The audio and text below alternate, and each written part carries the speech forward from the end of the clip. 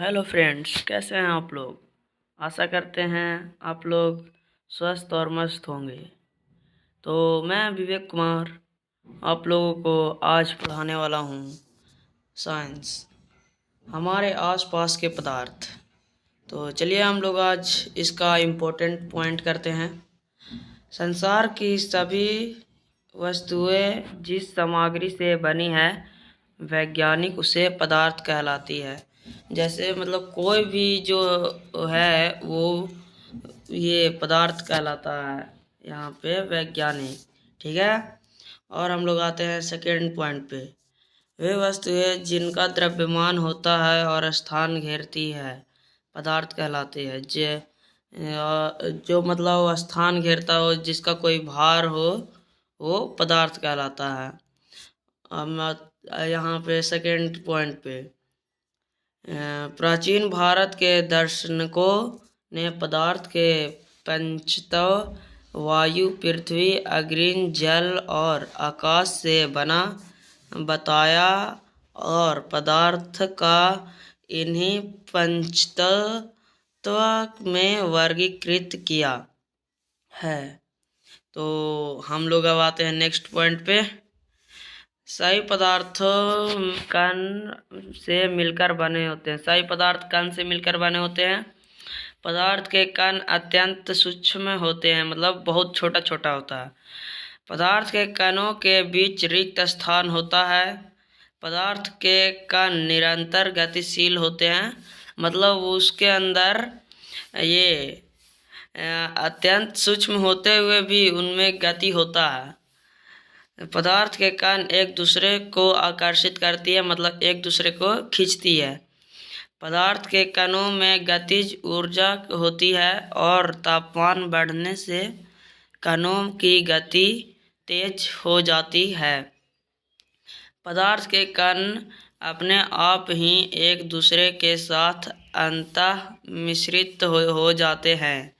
ऐसा कणों के रिक्त स्थान में समावेश के कारण होते हैं। दो विभिन्न पदार्थ के कणों का संवत मिलना विसरण कहलाता है। ये बोल रहा है दो विभिन्न पदार्थों के कणों, दो विभिन्न पदार्थ मतलब अलग अलग पदार्थ को कणों का स्वतंत्र मिलना विसरण कहलाता है। और पदार्थ के कणों के बीच एक बल कार्य करता है। यह बल कणों के कण को एक साथ रखता है। इसे अंतरानुक बल कहते हैं। इसको भी हम लोग, इसको मेन पॉइंट ही है। पदार्थ के कण, इसको हटाइए। पदार्थ के कण, ये वाला आप नोट करिए। पदार्थ के कणों के बीच एक बल कार्य करता है। यह बल कणों को एक साथ रखता है। इसे अंतरानुक बल भी कहा जाता है। चलिए आगे बढ़ते हैं। प्रत्येक पदार्थ में यह आकर्षण बल अलग अलग होता है। इन्हीं बलों के कारण पदार्थ की व्यवस्था बनती है। पदार्थ के तीन अवस्था होती है: ठोस, द्रव, गैस। ठोस, द्रव, गैस। चलिए इसको इरेज करते हैं। पदार्थ की ये अवस्थाएं उनकी कणों की विभिन्न विशेषताओं के कारण होते हैं। बल लगाने पर ठोस टूट सकते हैं, लेकिन इनका आकार नहीं बदलता। द्रव का कोई अपना आकार नहीं होता है। जिस बर्तन में इसे रखते हैं ये उसी का आकार ले लेता है, परंतु द्रव का आयतन होता है। द्रव में ठोस, द्रव और गैस तीनों का विसरण संभव है। ठोस की अपेक्षा द्रव में विसरण की दर अधिक होती है। यही कारण है कि द्रव अवस्था में पदार्थ के कण स्वतंत्र रूप से गति करते हैं।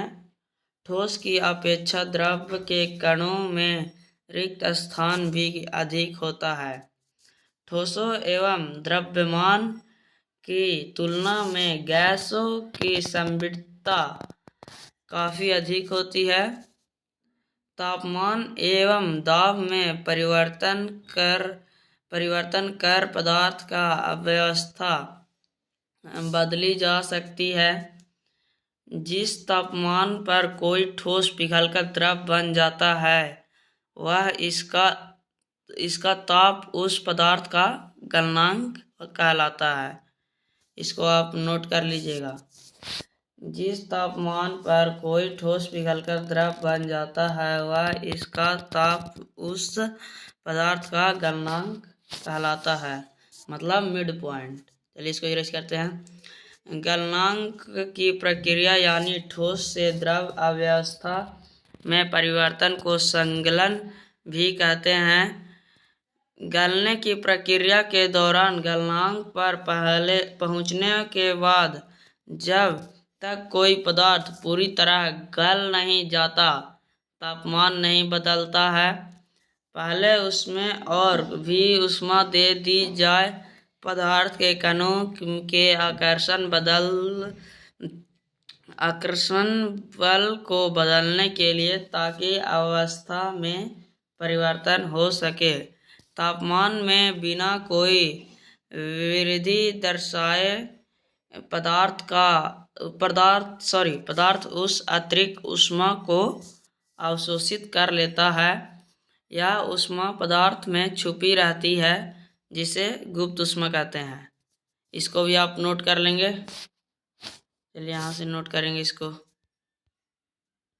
ये वाला पॉइंट आप लोग नोट कर लेंगे। गलने की प्रक्रिया के दौरान गलनांक पर पहुँचने के बाद जब तक कोई पदार्थ पूरी तरह गल नहीं जाता तापमान नहीं बदलता, चाहे उसे और भी ऊष्मा दे दी जाए पदार्थ के कणों के आकर्षण बल को बदलने के लिए ताकि अवस्था में परिवर्तन हो सके। तापमान में बिना कोई वृद्धि दर्शाए पदार्थ उस अतिरिक्त ऊष्मा को अवशोषित कर लेता है।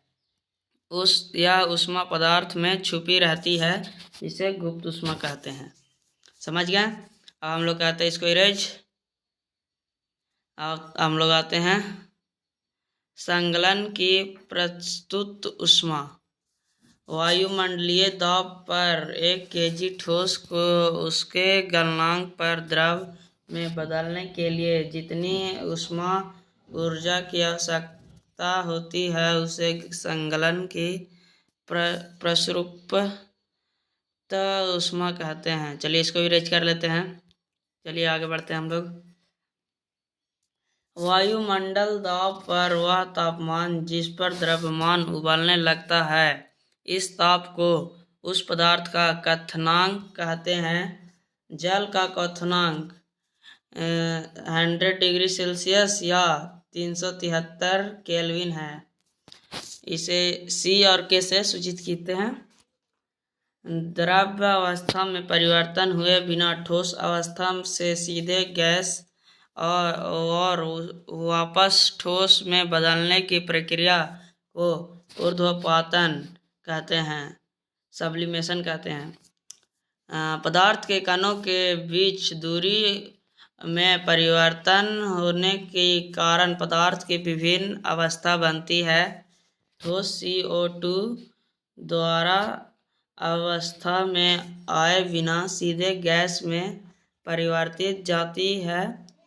यही कारण है कि ठोस कार्बन डाइऑक्साइड को शुष्क बर्फ ड्राई आइस कहते हैं। इसको भी आप लोग लिख लेंगे। हाँ, इसको भी लिख लेंगे, इसको भी लिख लेंगे और इसको भी लिख लेंगे। ये सब मेन पॉइंट है। अब चलिए हम लोग आगे चलते हैं। इसको इरेज कर लेते हैं। उससे पहले दाब के बढ़ने के और तापमान के घटने से गैस द्रव में बदल सकते हैं। क्वथनांक से कम तापमान पर द्रव के वाष्प में परिवर्तित होने की प्रक्रिया वाष्पीकरण कहलाते हैं। इवोपरेशन, इसको भी आप लोग पॉइंट बनाकर लिख लेंगे। इवोपरेशन, वाष्पीकरण से शीतलता आती है। चलिए हम लोगों ने यहाँ तक कर लिया है। अब हम लोग का क्वेश्चन आंसर।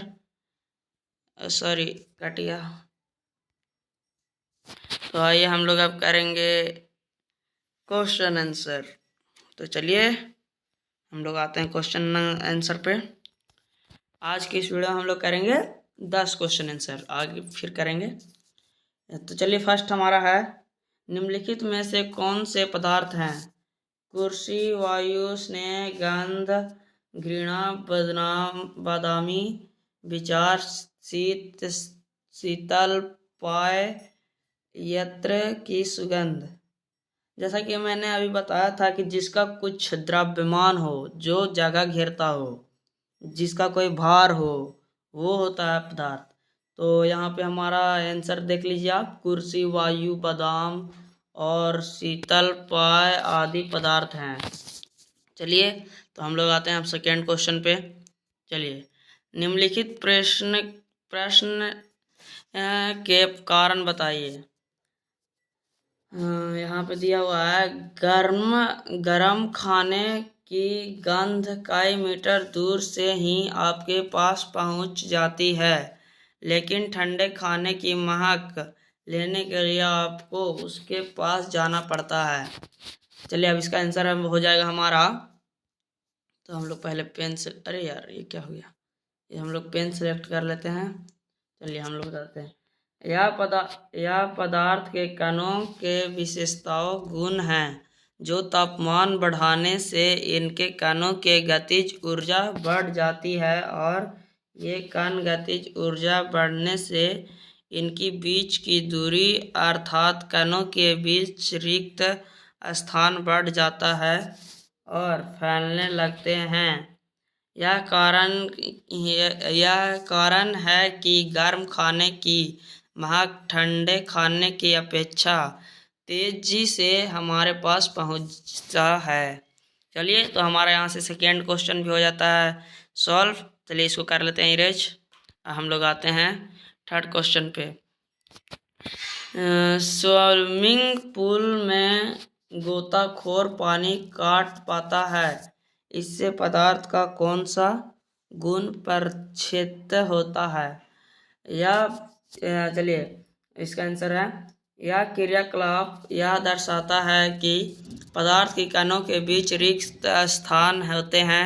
यदि पदार्थ के कण के बीच रिक्त स्थान नहीं होता तो गोताखोर पानी को नहीं काट पाता। चलिए यहाँ से हमारा थर्ड क्वेश्चन भी हो गया है सॉल्व। अब हम लोग आते हैं ये फोर्थ क्वेश्चन में। पदार्थ के कणों के क्या विशेषताएं होती हैं? उत्तर, पदार्थ के कणों के निम्न विशेषताएं होते हैं। चलिए हमारा फर्स्ट है, पदार्थ के कणों के बीच रिक्त स्थान होती है। पदार्थ के कण निरंतर गतिशील होता है। ठीक है, यहाँ समझ में आ गया। चलिए अब इसको कर लेते हैं इरेज। अब आते हैं हम लोग अपना, और एक और पॉइंट है भाई, यहाँ पे है, पदार्थ के कण एक दूसरे को आकर्षित करते हैं। ठीक है, तो चलिए हम लोग अब आते हैं फिर यहाँ पे 4 ही क्वेश्चन था, 4 ही क्वेश्चन था यहाँ पे। अब हम लोग ये सब क्वेश्चन बाद में करेंगे। तब तक के लिए बाय, मिलते हैं नेक्स्ट वीडियो में। Thank you.